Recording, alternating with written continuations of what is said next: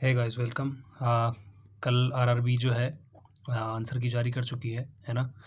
RPF की जो exam हुई थी उसकी आंसर की आ चुकी है।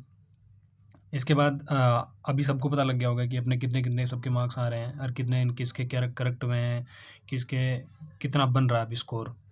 तो देखो यार, दिस इज़ हाई टाइम कि अपने को जो कट ऑफ है उसका प्रोडिक्शन अपन ठीक से लगा सकते हैं ना।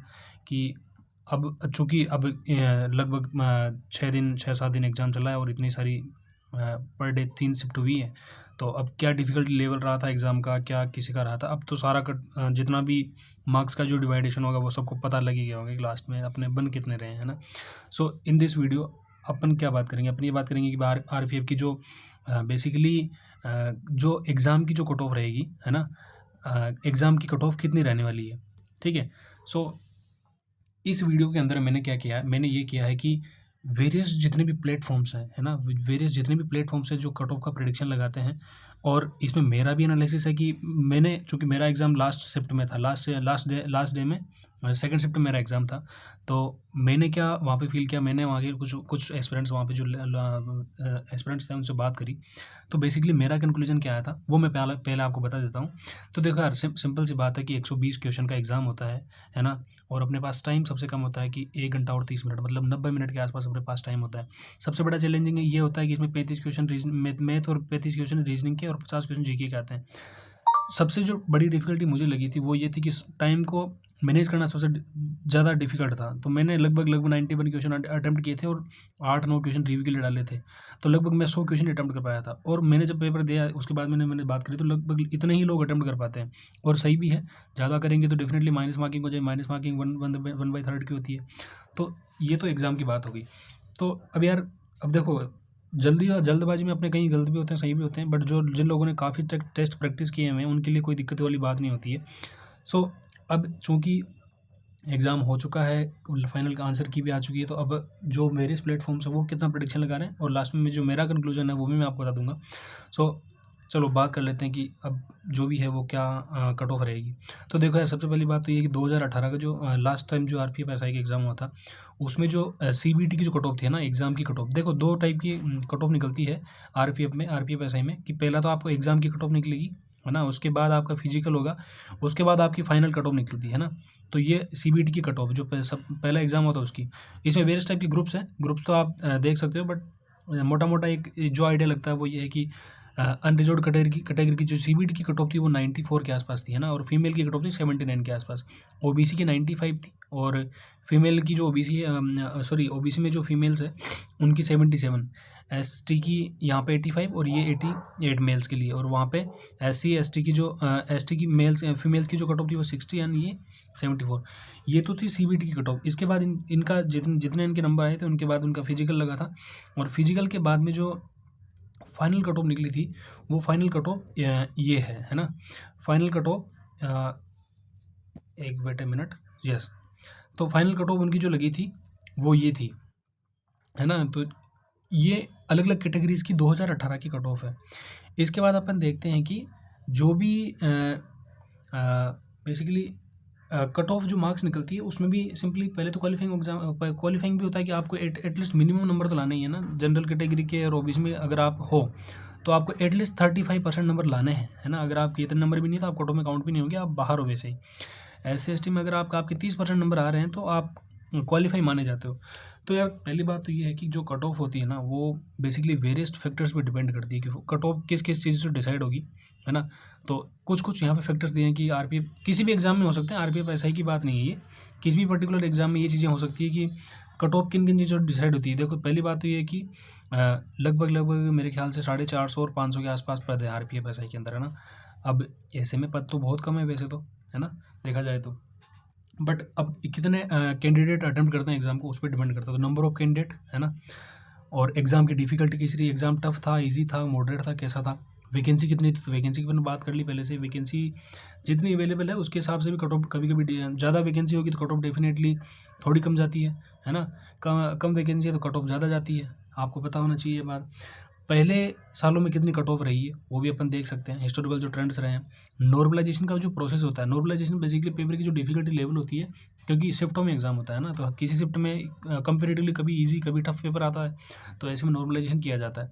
तो नॉर्मलाइजेशन का हो गया, कैंडिडेट ने कैसी परफॉर्मेंस करी, वही बात मैं कह रहा हूँ कि टाइम बेसिकली इनमें कम होता है। एसएससी के एग्जाम्स हो गए या फिर आरपीएफ के एग्जाम हो गए, इनमें नंबर ऑफ क्वेश्चन ज़्यादा होते हैं, टाइम कम रहता है, तो उसी अकॉर्डिंग जो है कैंडिडेट परफॉर्म भी करता है। कभी कभी वो जल्दबाजी में गलती भी होते हैं, सही भी होते हैं, बट हाँ जिनकी ज़्यादा प्रैक्टिस होती है वो सही कर जाते हैं। बट फिर भी कितनी मेहनत कर लो आप, है ना, आपका लास्ट में आपसे कुछ कुछ मिस्टेक्स हो ही जाती है, तो कैंडिडेट की परफॉर्मेंस में भी डिपेंड करता है।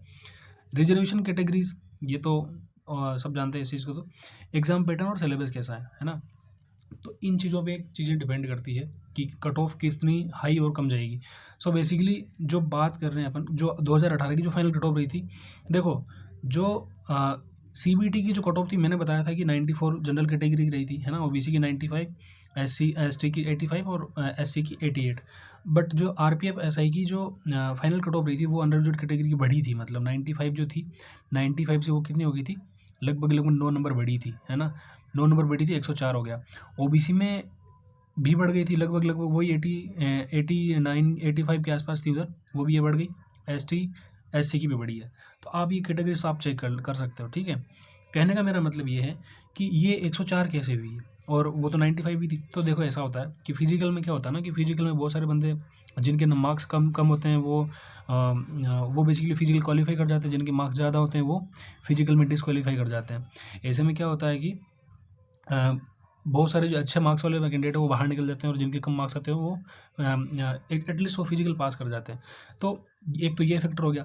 दूसरा ये है कि बात दरअसल ये है कि नॉर्मलाइजेशन का जो प्रोसेस होता है उसमें आपके चाहे अभी नंबर 95 के आसपास में होंगे, है ना, अगर जनरल कैटेगरी से हो या किसी भी कैटेगरी से हो, आपके अगर 95 के आसपास में मार्क्स है ना, तो आपका नॉर्मलाइजेशन में नंबर बढ़ेगा। ये बात ध्यान रखना, नॉर्मलाइजेशन में मार्क्स कभी कम नहीं होते हैं। ये सत्य है, इसमें कोई लाग लपेट वाली बात नहीं है कि कट ऑफ मतलब नॉर्मलाइजेशन में मार्क्स कम हो जाएंगे। मार्क्स कभी कम नहीं होते। नॉर्मलाइजेशन का मतलब है कि सभी को एक लेवल पे ले आना। लेवल पे कैसे लाया जा सकता है, या तो जिनके ज़्यादा है उनको कम कर दो, है ना, या जिनके कम है उनके बढ़ा दो, यही तरीका होता है ना, सिंपल सा अगर अपन समझें तो। क्या क्या क्या करती है कोई भी जो आरआरबी होती है, एसएससी होती है, वो करते क्या है, वो ये करते हैं कि एक लेवल सेट करते हैं वो, है ना, और जो अप है उनको तो अप पे रखते हैं, बट जो लोअर है उनको थोड़ा सा बढ़ा के एक लेवल पे ले आते हैं, तो ये नॉर्मलाइजेशन हो जाता है वहाँ से। तो नंबर किसी के कम नहीं होते, नंबर बढ़ते ही हैं, ठीक है। सो ये तो होगी कि किस तरह नॉर्मलाइजेशन होगा, किस पिछले लास्ट टाइम कट ऑफ कितनी रही थी, बढ़ी थी, घटी थी, है ना। अब फाइनल जो प्रेडिक्शन जो आता है कि लास्ट अच्छा कट ऑफ कितनी रहेगी अब, है ना। तो एग्ज़ाम की जो कट ऑफ की बात करें अपन, तो अगर जनरल कैटेगरी से कोई है यहाँ पे, जनरल कैटेगरी से कोई है, तो उसके 95 के आसपास में अगर नंबर है ना, तो डेफिनेटली उसका फिजिकल कॉल हो जाएगा, ऑब्वियस सी बात है। कोई ओबीसी से है तो उसका 95 की 95 मतलब फिजिकल में वही लगभग लगभग सेम ही रहता है। जो फाइनल कट ऑफ बनती है उसके आसपास में उनके चेंज आएंगे फिर बाद में। अभी तो सबका लगभग लगभग इतना ही रहता है कि अगर कोई जनरल और ओबीसी से है तो उसका अगर 95 के आसपास स्कोर है तो डेफिनेटली वो सेफ है, उसका फिजिकल कॉल डेफिनेटली हो जाएगा। उसको फिजिकल की तैयारी बिल्कुल निश्चित रूप से स्टार्ट कर देनी चाहिए। तो एक तो ये बात होगी। अगर कोई SC ST की कैटेगरी से है, तो अगर उनके 80-85 के आसपास में मार्क्स है ना, 80-85 के आसपास, तो डेफिनेटली उनका भी फिजिकल कॉल हो जाएगा।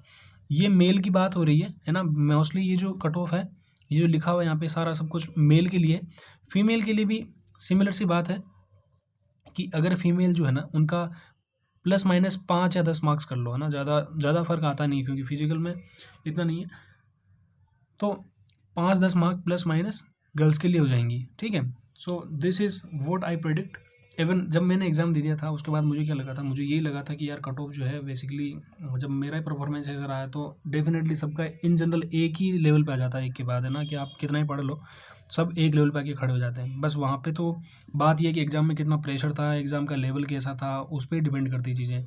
तो मोटा मोटा मुझे आइडिया लग गया था कि यार कट ऑफ जो है बेसिकली डेफिनेटली इतनी ही जानी है, 90 या 95 के आसपास में जाएगी। So this is my conclusion. अगर आपके इस बीच में आ रहे हैं, जैसे कल आंसर किया आपने चेक कर लिया होगा, आपको लग रहा है कि हाँ मेरा 90 के आसपास बन रहा है, इवन ये देखो ये कोई स्टैंडर्ड मार्क्स नहीं है कि हाँ इतना ही होंगे डेफिनेटली तभी मेरा फिजिकल कॉल होगा, नहीं।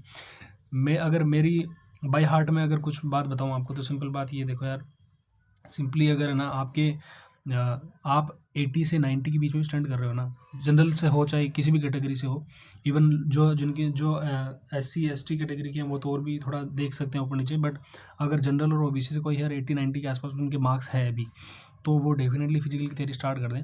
क्योंकि यार देखो, नहीं पता कि कितनी कट ऑफ जाएगी फाइनली, बट अपन इतना प्रेडिक्ट जरूर कर सकते हैं कि नॉर्मलाइजेशन होकर आपके मार्क्स डेफिनेटली बढ़ेंगे, और मार्क्स बढ़ेंगे तब आपको अगर सिलेक्शन हो गया, तो आपको अगर फिजिकली तैयारी नहीं हुई तो तब ज़्यादा मलाल होगा कि यार मैंने तैयारी कर लेता तो शायद ठीक रहता है, फिजिकल की कॉल होती है, फिजिकल फिर नहीं हो पाता है, तो ऐसे में जल्दबाजी में फिर कोई मतलब रह नहीं जाता, तैयारी सारी वेस्ट चली जाती है।